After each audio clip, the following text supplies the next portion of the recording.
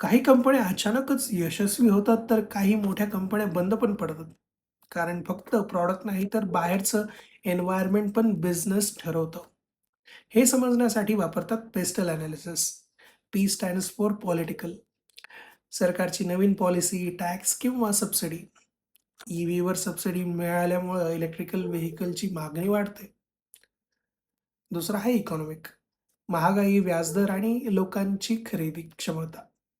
Inflation वाढली की लोक लक्झरी प्रॉडक्ट्स कमी विकत घेतात. तिसरं आहे सोशल. सामाजिक घटक.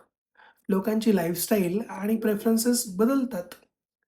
उदाहरणार्थ, हेल्थ कॉन्शियसनेस वाढल्यामुळं ऑर्गॅनिक फूड आणि फिटनेस ॲप लोकप्रिय झाले.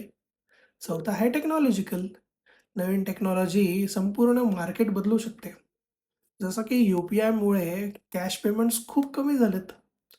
पाचवा आहे लीगल, कायदेशीर घटक. नवीन लॉज आणि रेग्युलेशन्स. उदाहरणार्थ, डेटा प्रायव्हसी रूल्समुळे ॲप्सना युजर डेटा सुरक्षित ठेवावा लागतो. आणि सहावं आहे एन्व्हायरमेंटल. एन्व्हायरमेंटबद्दल वाढती जागरूकता. प्लास्टिक बॅनमुळे अनेक कंपन्यांनी इको फ्रेंडली पॅकेजिंग सुरू केली. बिझनेसमध्ये फक्त कॉम्पिटिटरवर लक्ष ठेवलं तर पुरेसं नाहीये. Political, economical, social, technological, legal आणि एन्व्हायर्मेंटल बदल समजले तरच फ्युचर रेडी बिझनेस तयार करू शकता. म्हणून लक्षात ठेवा, पेस्टल ॲनालिसिस म्हणजे बिझनेसचा future scanner.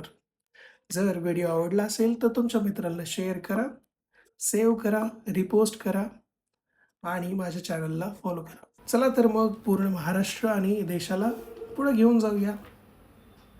Bye, take care.